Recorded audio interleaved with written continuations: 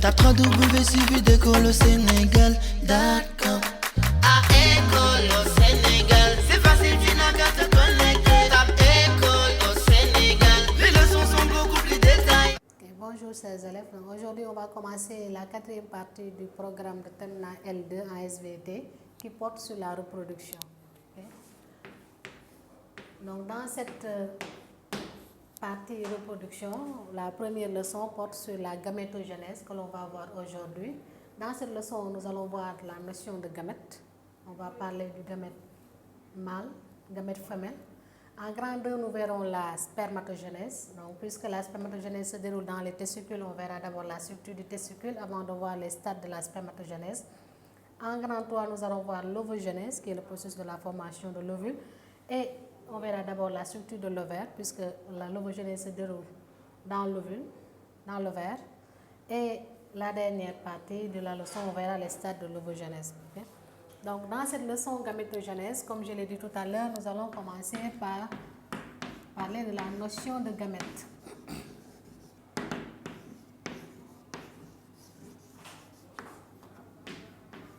Donc, les gamètes sont des cellules sexuelles.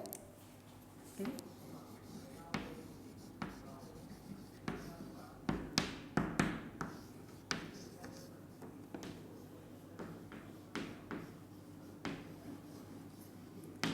Donc, leur particularité comparée aux autres cellules de l'organisme qu'on appelle les cellules somatiques. Les cellules somatiques sont des cellules diploïdes qui ont le nombre de chromosomes par paire. Par exemple, chez les cellules diploïdes, chez l'espèce humaine, on a 2n égale à 46 chromosomes. Ça, c'est la formule chromosomique chez l'espèce humaine. Mais au niveau des cellules sexuelles, on n'a pas une cellule diploïde, mais plutôt une cellule qui a tout simplement la moitié des chromosomes, c'est-à-dire n égale 46 sur 2 égale 23. On va dire que ce sont des cellules haploïdes, donc qui possèdent la moitié des chromosomes de l'individu. On verra également les autres caractéristiques de ces gamètes-là dans la leçon. On va commencer par présenter le gamète mâle, qui est chez l'espèce humaine, puisqu'on s'intéresse à la reproduction chez l'espèce humaine, c'est le spermatozoïde.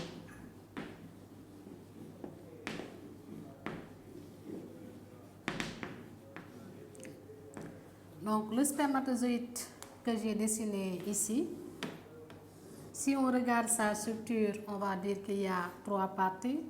Cette partie qu'on peut appeler la tête. Okay.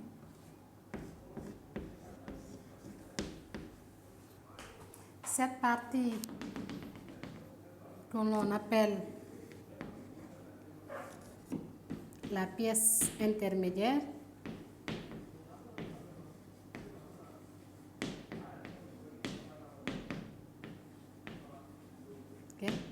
Et cette dernière partie que l'on appelle la queue, okay, ou bien tout simplement le flagelle. Okay. Donc, si on revient sur la structure, la tête comprend un peu les caractéristiques des cellules animales, à savoir cette partie qu'on appelle la membrane plasmique. Donc, on a la membrane plasmique.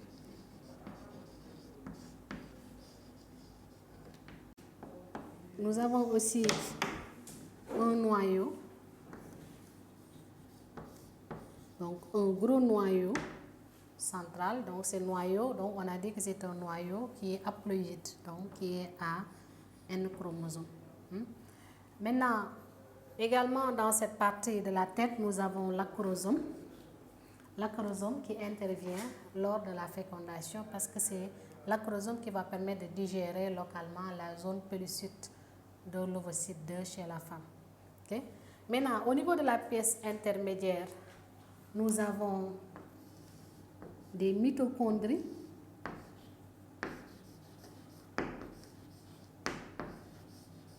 Nous avons des mitochondries donc, qui forment le manchon mitochondrial.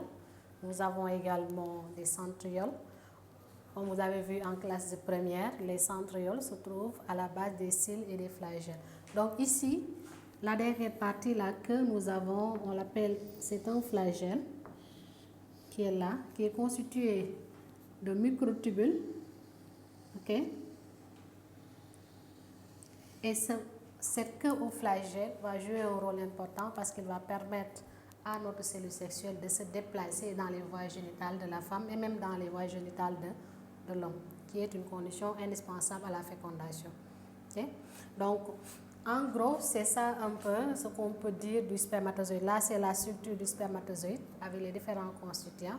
Maintenant, on va voir le gamète femelle. Le gamète femelle, avant la fécondation, le gamète femelle, c'est un ovocyte donc c'est un ovocyte qui n'a pas fini sa division méiotique, donc un ovocyte 2 bloqué en métaphase de deuxième division de méiose. Okay?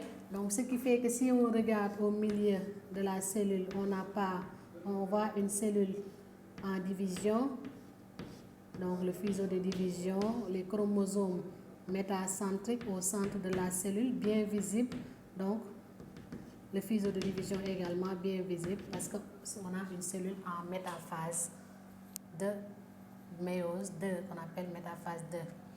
Donc dans cette cellule qui est l'ovocyte 2, donc c'est une cellule volumineuse, ovoïde, nous avons des éléments qu'on trouve dans toutes les cellules animales, à savoir, on l'a dit tout à l'heure, la membrane plasmique.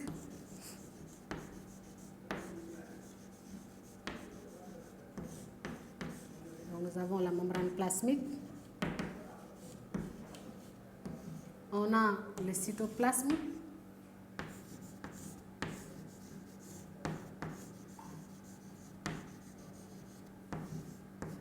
Et le noyau, mais ici on a un noyau en division.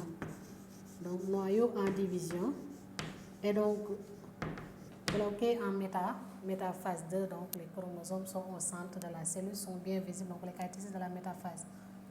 Autre caractéristique de cette cellule, nous avons ces éléments que j'ai dessinés en rouge qu'on appelle des granules corticaux.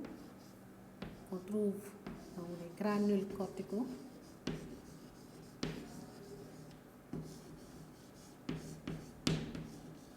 Ces granules corticaux vont jouer un rôle important également au moment de la fécondation parce qu'ils vont intervenir pour empêcher la polyspermie, c'est-à-dire l'entrée d'un autre spermatozoïde lorsqu'il y a un qui pénètre.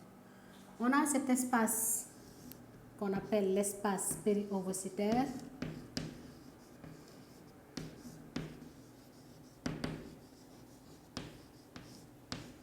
L'espace périovocytaire. Nous avons le premier globule polaire.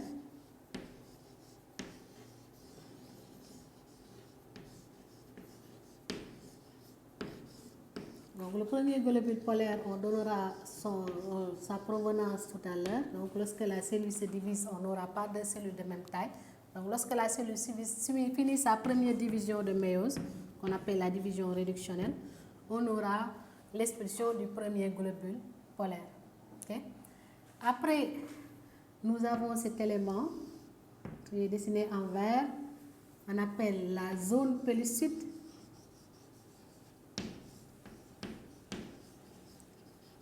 Donc tout à l'heure, j'ai dit que le spermatozoïde, grâce à son acrosome, va digérer localement la zone pellucide grâce aux enzymes qui vont être libérées par l'acrosome. Okay? Pour terminer maintenant, notre ovocyte est expulsé au moment de l'ovulation avec une couronne de cellules folliculaires. Donc, il forme tout autour de la cellule, donc cette couronne de folliculaire qu'on appelle la corona radiata. Donc là, on a en violet des cellules folliculaires.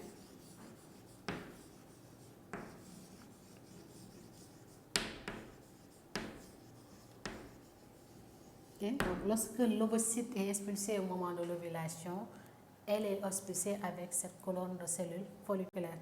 Donc là aussi, on a terminé un peu la structure de l'ovocyte 2 qui est le gamète le gamète femelle. Donc, un peu opposé au spermatozoïde, c'est une cellule qui est volumineuse, qui présente une inertie, donc qui peut se déplacer, mais c'est un déplacement quand même passif parce qu'il ne va pas agir comme le spermatozoïde. Et aussi, c'est une cellule qui possède beaucoup de réserves.